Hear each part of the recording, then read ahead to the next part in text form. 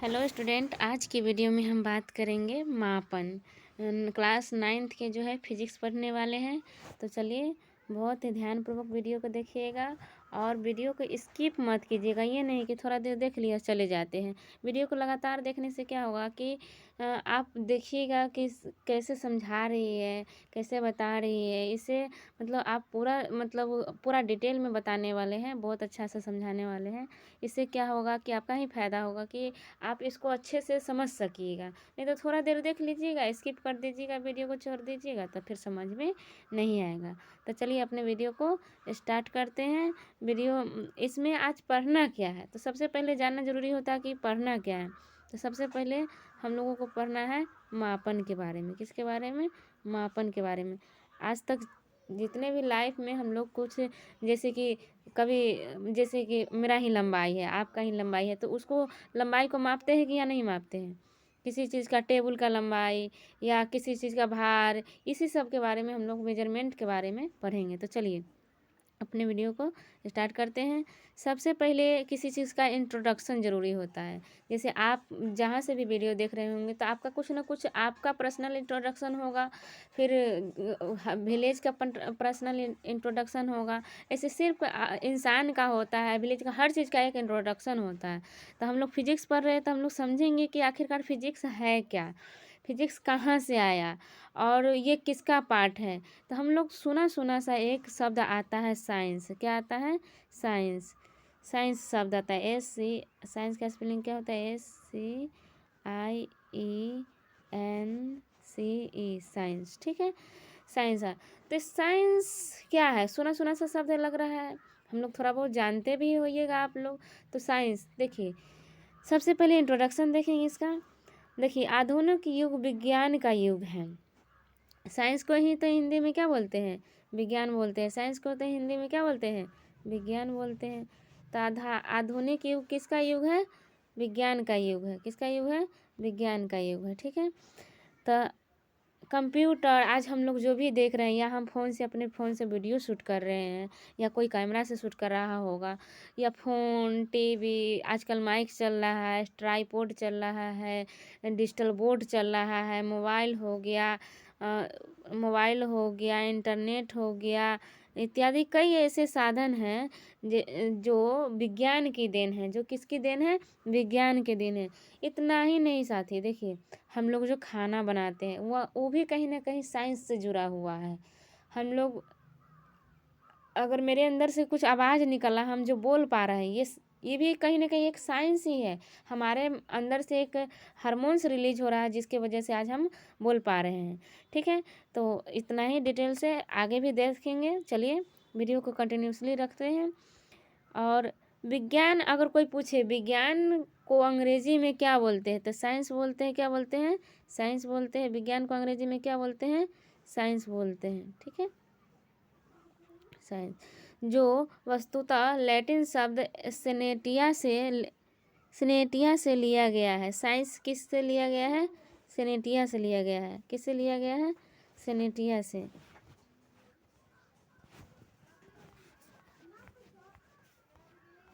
Sorry, video थोड़ा इधर उधर हो जाता है, कोई बात नहीं, अपने पॉइंट पर सीधा चलते हैं।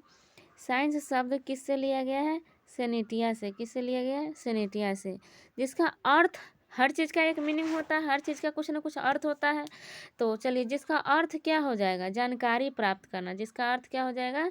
जानकारी प्राप्त करना। टू नो, इंग्लिश में क्या बोलेंगे? To know. देखिए इंग्लिश को भी धीरे धीरे, उसमें जो भी इंग्लिश आता है धीरे धीरे बोलते चलिए, साथ में लेते चलिए, क्योंकि अभी के समय में कितना भी आप कुछ कर लीजिए, थोड़ा बहुत इंग्लिश में बोलना, बात करना, या कोई बोल रहा है तो समझ में आना चाहिए। ठीक है, तो टू नो कह रहा है, इसका मतलब क्या हुआ? जानकारी प्राप्त करना। ठीक है, हम सभी इस तथ्य को जानने के लिए उत्सुक रहते हैं कि दिन रात होता है, अगर दिन होता है तो फिर रात क्यों होता है। कभी कभी बच्चे से नहीं पूछते थे कि मम्मी या बहन या दीदी जो भी है, सिस्टर, कि दिन है फिर रात होता है। कभी कभी बच्चे के मन में ऐसा क्वेश्चन आता है। हम लोग जो है ना अपने दिमाग को बिजी कर देते हैं, इसलिए ऐसा ऐसा क्वेश्चन हम लोग नहीं सोच पाते। अगर आप शांत दिमाग से बैठ कर अगर कहीं देखेंगे तो ऐसा थॉट दिमाग में आता है कि रात हो रहा है, फिर दिन हो रहा है, कैसे हो रहा है। ठीक है। तो चलिए, तो मौसम में परिवर्तन हो जाता है, कभी ठंडा तो कभी गर्मी, तो कभी भूकंप आ जाता है, तो कभी कुछ भी, जैसे हर चीज़ के बारे में हम लोग पढ़ेंगे। कभी भूकंप आ जाते हैं तो कभी इंद्रधनुष छा जाते हैं। तो स्वच्छ और अंधेरी रात में आकाश में खगोलीय पिंड स्वच्छ और अंधेरी रात में आकाश में खगोलीय पिंड प्रतिरूप में सजे दिखते हैं। ठीक है। कभी सूर्य ग्रहण लग जाता है, तो होता ना कि गांव में कहता है सब कुछ धो धा कर, मतलब खाना पीना चाहिए स्नान उस्नान करके। तो क्यों बोलते हैं, इसके पीछे रीज़न क्या है? क्योंकि उसका जो रेज, जो नॉर्मल सूरज है, मैंने सॉरी सूरज न, जैसे कि डेली दिन का जो सूर्य उगता है उसका रेज और उस दिन का जो सूर्य ग्रहण का रेज होता है, किरण, वो अलग होता है, वो थोड़ा हानिकारक होता है। इसलिए लोग बोलते हैं स्नान करके या जो भी अपना घर का काम है, बीत बर्तन, वो सब धो धा कर काम करना चाहिए, ताकि कोई हम लोगों को गलत इफेक्ट उसका ना पड़े शरीर पर। इसलिए ऐसा बोला जाता है, बाकी कुछ नहीं है, समझे? इसलिए कहा जाता है पढ़े लिखिएगा तब ना समझदार बनिएगा। चलिए, अब साइंस शब्द हम लोग सुने हुए हैं। साइंस शब्द को अगर हम लोग बांट कर देखेंगे तो साइंस को कितने भाग में बांटेंगे? 2 भाग में। मेन रूप से कितने भाग में?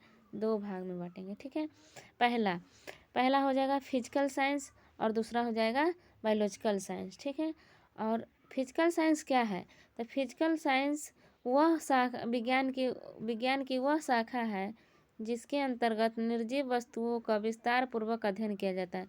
इसमें निर्जीव वस्तुओं का विस्तार पूर्वक अध्ययन किया जाता है, उसे फिजिकल साइंस कहते हैं। जिसमें निर्जीव वस्तु का विस्तार पूर्वक अध्ययन किया जाता है उसे क्या कहते हैं? फिजिकल साइंस कहते हैं। ठीक है।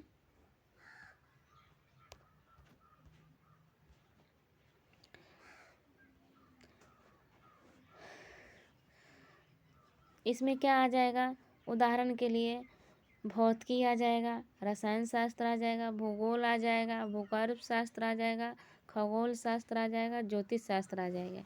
ये सब किस में आ जाएगा? फिजिकल साइंस में आ जाएगा। अब बात आती है बायोलॉजिकल साइंस क्या है?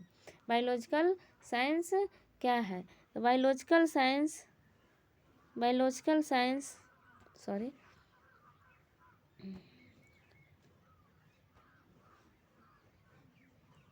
ओह नो, पेंसिल ही नहीं टच ले रहा है। बायोलॉजिकल साइंस की बात आएगी, किसके बाद? Biological science. बायोलॉजिकल साइंस क्या है? बायोलॉजिकल साइंस विज्ञान की वह शाखा है जिसके अंतर्गत सजीव वस्तु का विस्तार पूर्वक अध्ययन किया जाता है, जिसमें पेड़ पौधे आ जाएंगे, जीव जंतु आ जाएंगे, कीड़े मकोड़े सब के बारे में, और इंसान भी। तो बायोलॉजिकल साइंस का अध्ययन किया जाता है, बायोलॉजिकल साइंस कहलाता है। उदाहरण के लिए वनस्पति शास्त्र हो जाएगा, यानी पेड़ पौधा से संबंधित हो जाएगा। फिर आ जाएगा प्राणी शास्त्र, यानी इंसान मानव से संबंधित हो जाएगा।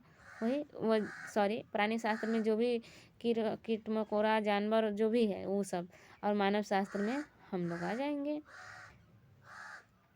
चलिए, भौतिकी। अब बात आती है मेन रूप से तो हम लोगों को भौतिकी पढ़ना है, जो कि 9th का सिलेबस है। ठीक है। और तो चलिए अपने सेशन को स्टार्ट करते हैं, टॉपिक को स्टार्ट करते हैं। भौतिकी। देखिए, भौतिकी फिजिकल साइंस का एक भाग है। अगर कोई पूछे भौतिकी क्या है, तो फिजिकल साइंस का एक क्या है? भाग है। फिजिकल साइंस का एक भाग है। क्या है? भाग है। किसका भाग है? फिजिकल साइंस का एक भाग है। ठीक है। भौतिकी को प्राकृतिक विज्ञान कहा जाता है। भौतिकी को क्या कहा जाता है? प्राकृतिक विज्ञान कहा जाता है, यानी नेचुरल साइंस कहा जाता है। अगर कोई पूछे कि भौतिकी को क्या कहा जाता है, तो नेचुरल साइंस के नाम से जाना जाता है। ठीक है। वास्तव में फिजिक्स शब्द ग्रीक शब्द फ्यूसिस से लिया गया है। फिजिक्स शब्द किससे लिया गया है? थ्यूसिस से, जिसका अर्थ है प्रकृति। फ्यूसिस का अर्थ क्या होता है? प्रकृति। प्रकृति को इंग्लिश में क्या बोलते हैं? नेचर बोलते हैं। क्या बोलते हैं? नेचर। क्या बोलते हैं? नेचर। नेचर माने प्रकृति नहीं कहते, अरे इसका नेचर कैसा है, इसका नेचर अच्छा है, इसका नेचर बुरा है। मतलब चलिए, भौतिकी मूल रूप से संस्कृत शब्द है जिसका अर्थ है भौतिक संसार दिया गया है। जिसका अर्थ क्या होता है? भौतिक संसार। भौतिकी की परिभाषा इस प्रकार दी गई है। भौतिकी की परिभाषा इस प्रकार दी गई है। प्रकृति एवं प्रकृति में घटने वाले विभिन्न घटनाओं का अध्ययन विज्ञान की जिस शाखा से की जाती है उसे भौतिकी कहते हैं। उसे क्या कहते हैं? भौतिकी कहते हैं। विभिन्न विज्ञानों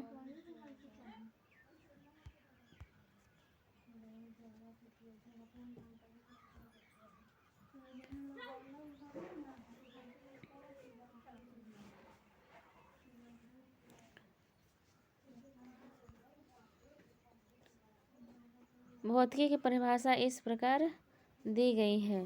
प्रकृति एवं प्रकृति में घटने वाले जितने भी घटनाओं का अध्ययन विज्ञान की जिस शाखा में की जाते हैं उसे क्या कहते हैं? भौतिकी कहते हैं। उसे क्या कहते हैं? भौतिकी कहते हैं। ठीक है।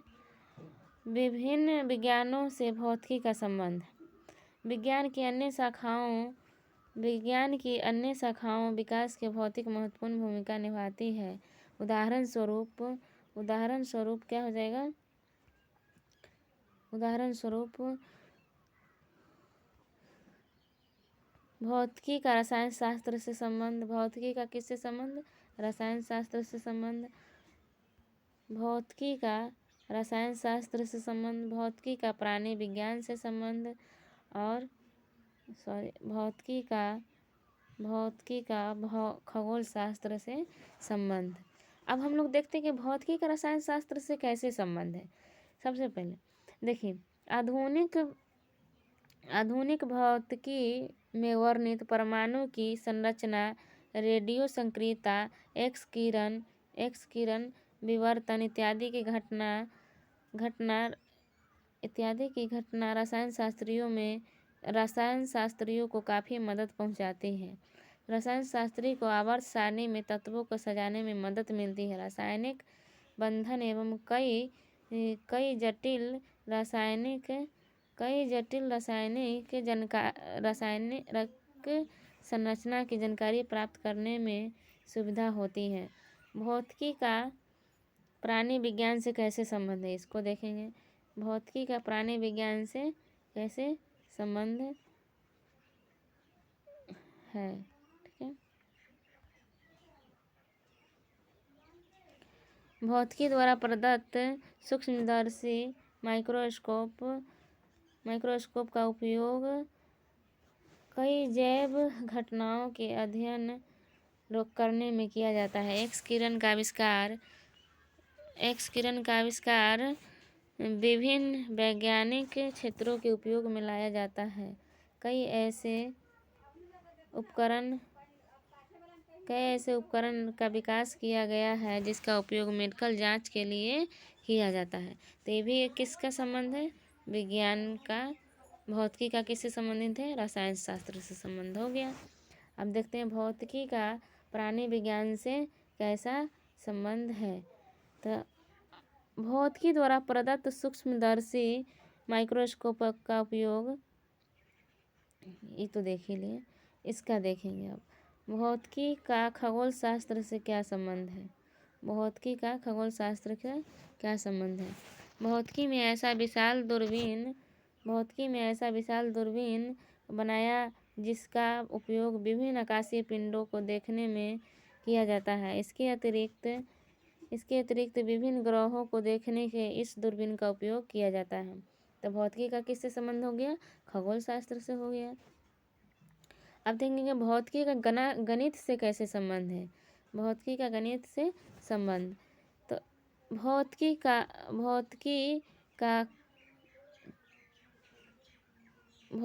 कई सिद्धांत गणितीय विचार से संबंध है। वास्तव में भौतिकी की भाषा गणित ही होती है। वास्तव में भौतिकी की भाषा क्या होती है? गणित ही होती है। ठीक है। वास्तव में भौतिकी की भाषा क्या होती है? गणित होती है। गणित और भौतिकी को अभिन्न मात्र माना जाता है, भौतिकी को क्या माना जाता है, अभिन्न मात्रा माना जाता है। तो आज की वीडियो में इतना ही। फिर नेक्स्ट वीडियो में देखेंगे। तब तक के लिए धन्यवाद। Bye bye, take care.